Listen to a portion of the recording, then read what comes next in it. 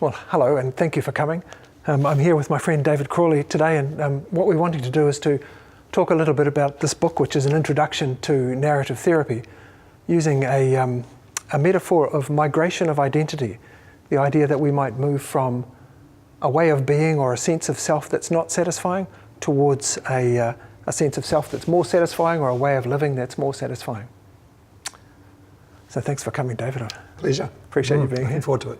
Good. And so this idea, the way that I speak about narrative therapy, and this is just an introduction to narrative therapy, the way I think about it is through a diagram. So I'd like to spend a few minutes describing that diagram, if I may.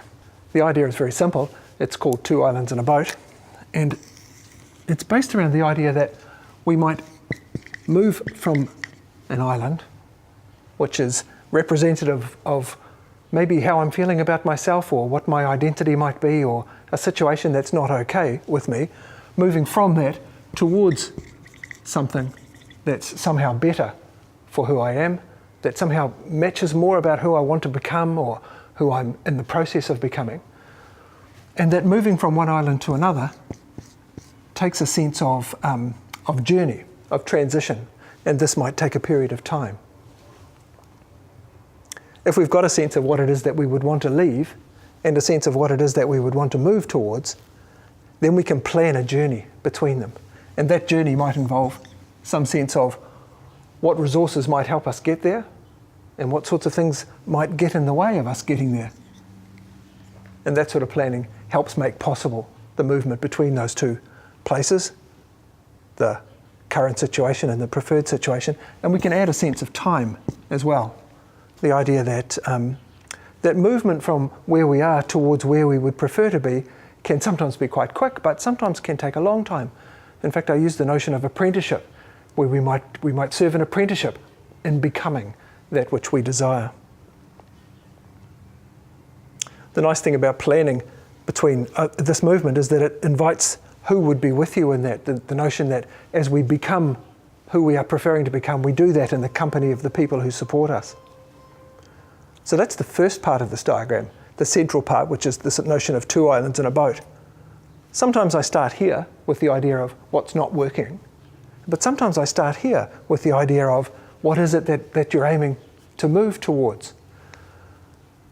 In a sense, this one is pulling me towards it, and this one is pushing me towards it. Another way of thinking about moving from that which is not preferred to that which is preferred is through an idea called action as purpose.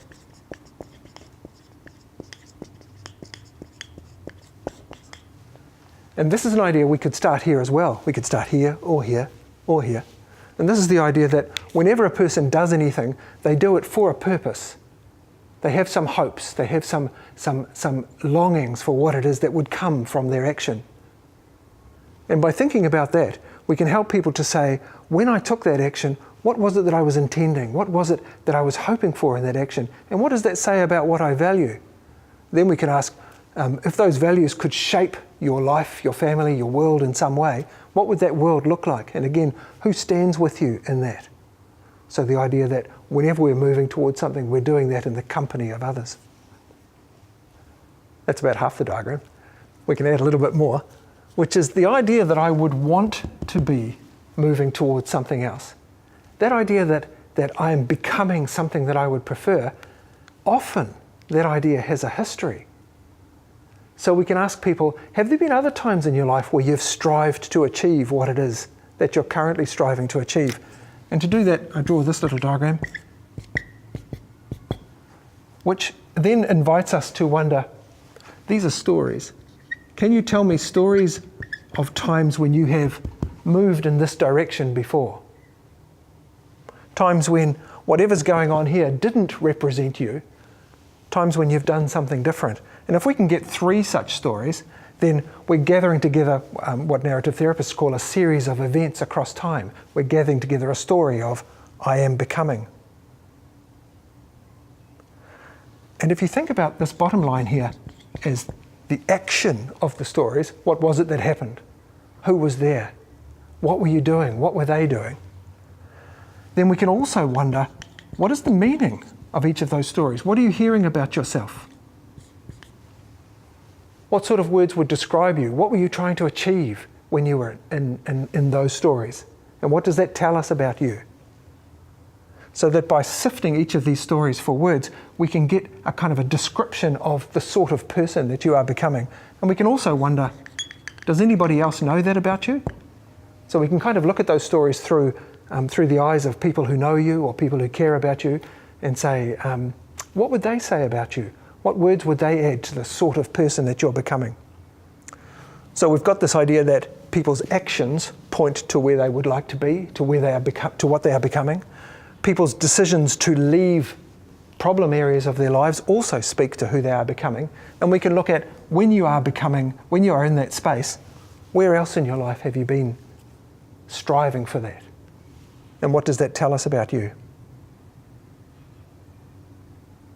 And I'll just add a little bit more to this diagram and then that'll be the end of it. Because it seems that sometimes when we're living in this sort of a situation, when things aren't going quite right, harm can happen. Harm to us and harm to others. So paying attention to restorative practices seems like a good idea, and I draw that as a series of wins across the top here.